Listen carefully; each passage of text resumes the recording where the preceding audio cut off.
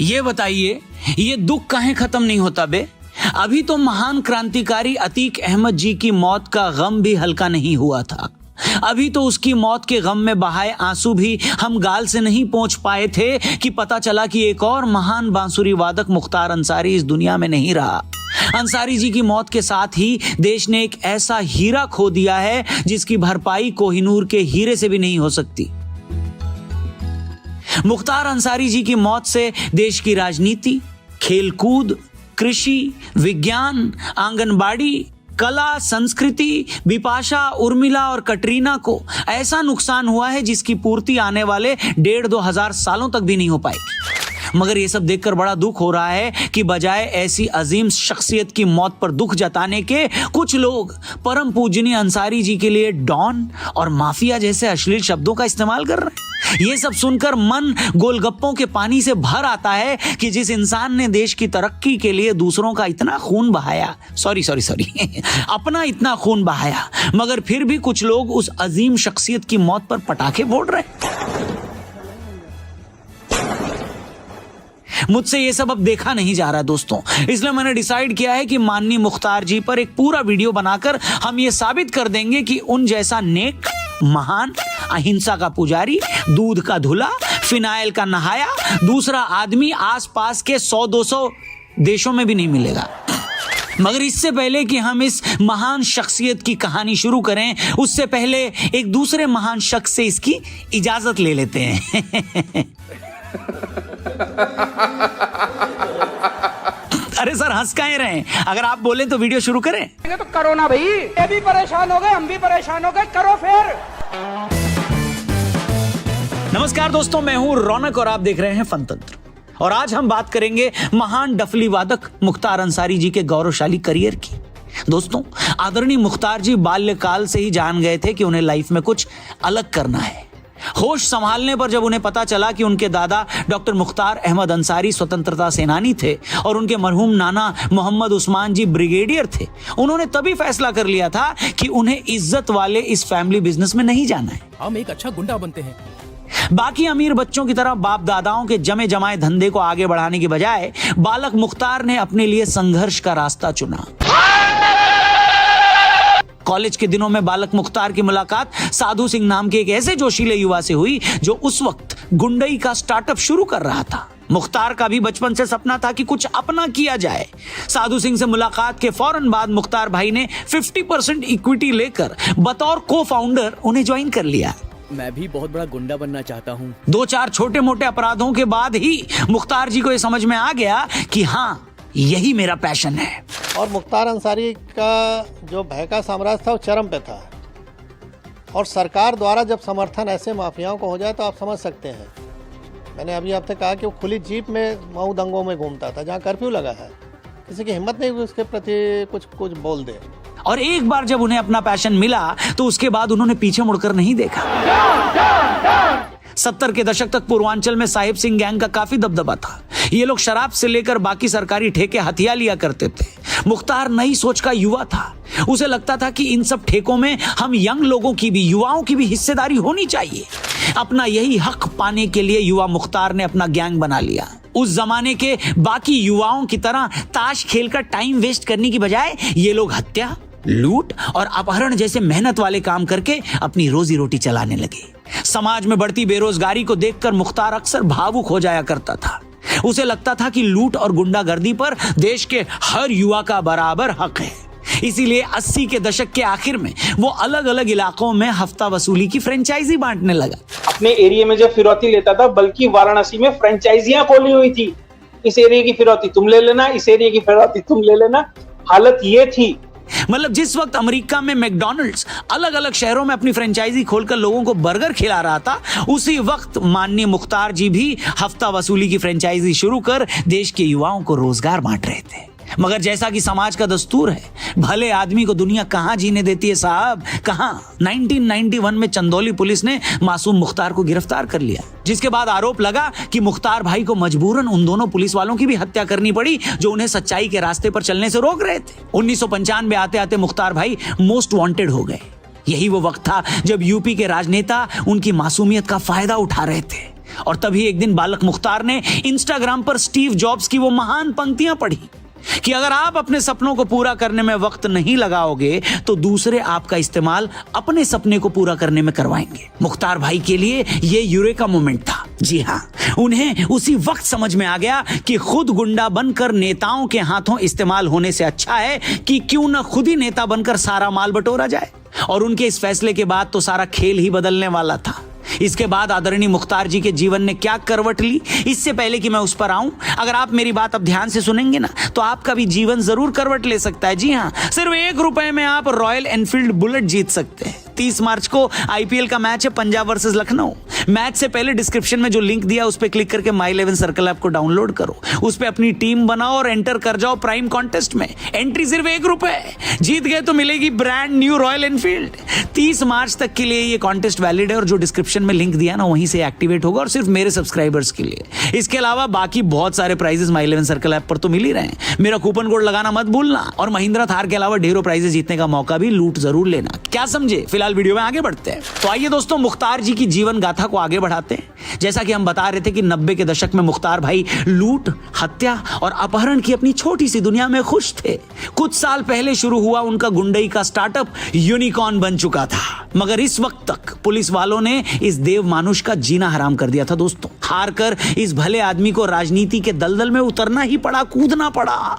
1996 में पहली बार इस युवा नौजवान की मेहनत रंग लाई और वो मऊ से बीएसपी के टिकट पर विधायक बन गए। इसके बाद 2002 से लेकर 2017 तक हमारा ये बांसुरी वादक मऊ से 4 बार विधायक चुना गया। मगर इस बीच 2002 में कुछ ऐसा हुआ जिसने माननीय मुख्तार जी का मूड ऑफ कर दिया। 2002 में बीजेपी नेता कृष्णानंद राय ने 1985 से इनके भाई के पास रही मोहम्मदाबाद सीट से उनको हरा दिया। हर गैरतमंद अपराधी की तरह मुख्तार भाई को भी ये बात बुरी लग गई। दोस्तों, तो क्या हुआ? देश में लोकतंत्र है तो क्या हुआ? कोई भी यहां चुनाव जीत सकता है, मगर कोई भी इज्जतदार अपराधी ये कैसे बर्दाश्त कर सकता था कि उसकी खानदानी सीट से कोई उसी के भाई को हरा दे? आज कोई उसके भाई को हरा रहा था तो कल कोई उसे भी हरा देगा। यही सब सोचकर मुख्तार भाई के अंदर के न्यायाधीश ने उन्हें यह कहा कि कृष्णानंद को सजा दो, मुख्तार कृष्णानंद को सजा दो। इसके बाद मुख्तार अंसारी ने कृष्णानंद जी की हत्या का पूरा प्लान बना लिया। इसके लिए पूरी प्लानिंग की गई।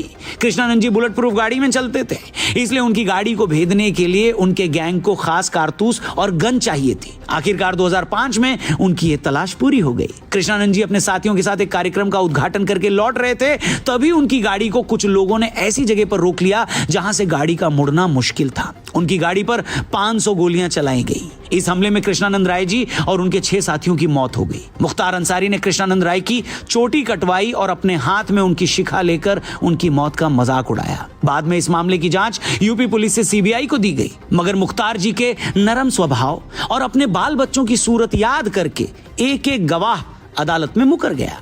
दोस्तों, यहां एक बात गौर करने लायक यह है कि मुख्तार अंसारी के गौरवशाली करियर में जहां उनकी खुद की बहादुरी का योगदान तो था ही, साथ ही समाजवादी पार्टी से लेकर बीएसपी तक के क्रेडिट को भी कम करके नहीं देखा जा सकता। जिस वक्त मुख्तार अंसारी कृष्णानंद राय जी की हत्या प्लान कर रहा था, उसी वक्त यूपी पुलिस के डीएसपी शैलेंद्र सिंह को खबर मिली कि इस मर्डर के लिए मुख्तार अंसारी को भारतीय सेना की अत्याधुनिक कार्बाइन चुरा कर भेजी गई है। इसके बाद शैलेंद्र सिंह ने मुख्तार के यहां छापा मारकर उस कार्बाइन को बरामद कर लिया। मगर जैसे ही ये बात यूपी के एक बड़े नेताजी को पता चली कि मासूम मुख्तार को एक पुलिस वाला परेशान कर रहा है, तो उन्होंने शैलेंद्र जी को खूब डांट लगाई।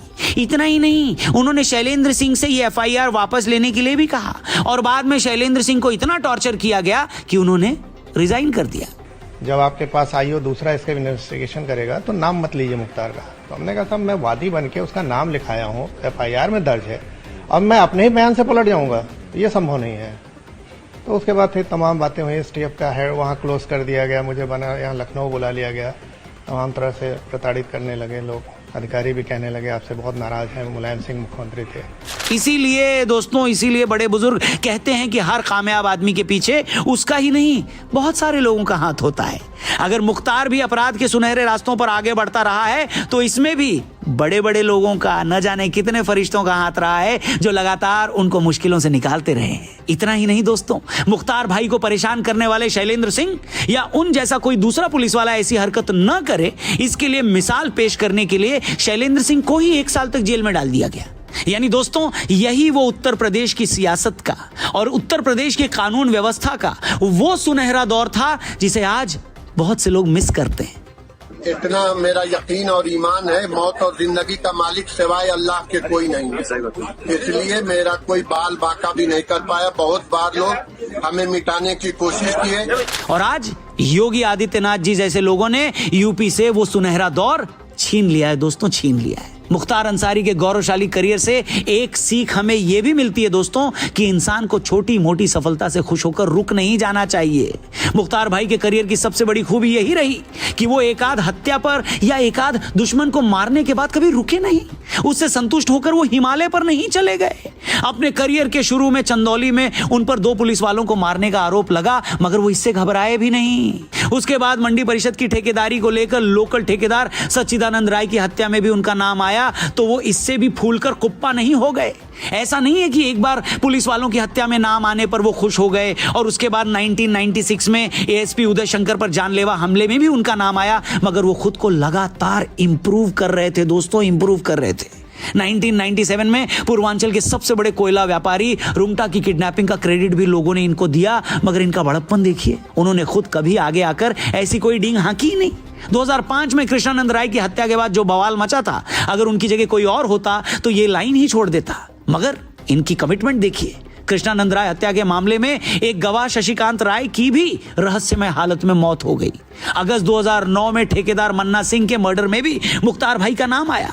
बाद में इस मामले में भी एक गवाह राम सिंह मौर्य की भी हत्या हो गई। अब कुछ लोग ये आर्ग्यू करेंगे कि उनसे जुड़े मामलों में इतने गवाहों की मौत क्यों हुई। अरे मैं पूछता हूं कि अगर 2 लोगों का कोई मैटर चल रहा है तो तीसरे आदमी को, बोले तो गवाह को, उनकी प्राइवेसी में दखल देने की क्या जरूरत है। अरे जिस फिल्म की उसने टिकट ही नहीं ली, उसका फाइट सीन वो क्यों देख रहा है, गवाह कहीं का।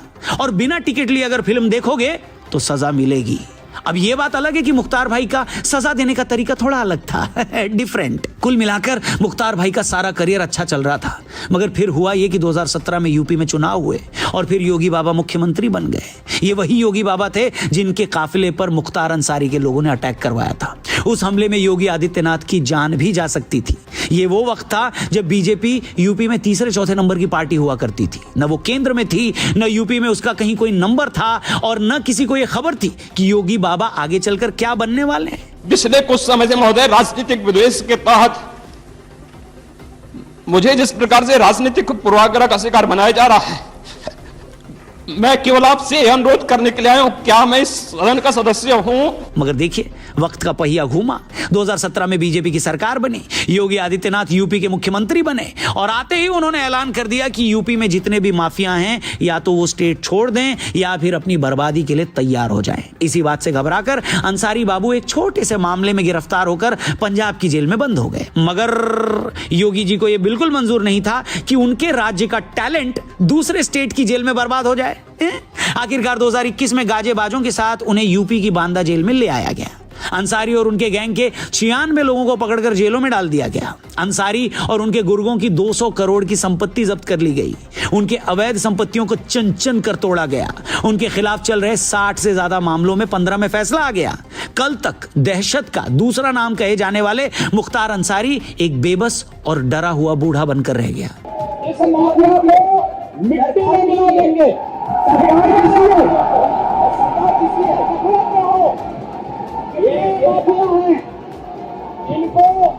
मिट्टी में मिलाने का काम करेंगे। पिछले 6 महीनों से वो और उसके घर वाले लगातार ये इल्जाम लगा रहे थे कि जेल में अंसारी की मौत हो सकती है, उसे जहर दिया जा रहा है। मंगलवार को खबर आई कि तबीयत खराब होने के बाद उसे आईसीयू में भर्ती किया गया है और 28 मार्च की शाम पता लगा कि दिल का दौरा पड़ने से वो नहीं रहा। उनके चाहने वालों के हिसाब से एक नेक दिल, सज्जन, विद्वान, अहिंसा का पुजारी, शराफत का दूसरा नाम कहा जाने वाला शख्स अब नहीं रहा। और जो लोग उनकी इस प्रतिभा से ईर्ष्या करते थे, जलते थे, वो उनकी मौत पर खुश न सही पर दुखी तो नहीं है। बाकी जिन लोगों ने उसके जुल्म सहे, उसकी मौत पर वो अपनी भावनाएं नहीं छिपा पा रहे। यही है कि बाबा की आशीर्वाद है। जय, आज मैं हमेशा बाबा के दरबार में न्याय के लिए करती थी, आज न्याय मिला है हमको। बाकी आप ही बताइए दोस्तों कि अंसारी जी का जीवन परिचय जानने के बाद क्या आपको कोई शक रह गया है कि उन जैसी महान हस्ती विरले ही धरती पर पैदा होती है? खैर, इस मामले पर आपकी जो भी भावनाएं हो, कमेंट सेक्शन खुला हुआ है, उन भावनाओं को उड़ेल दीजिए, उनके जीवन से और भी लोगों को परिचय कराएं।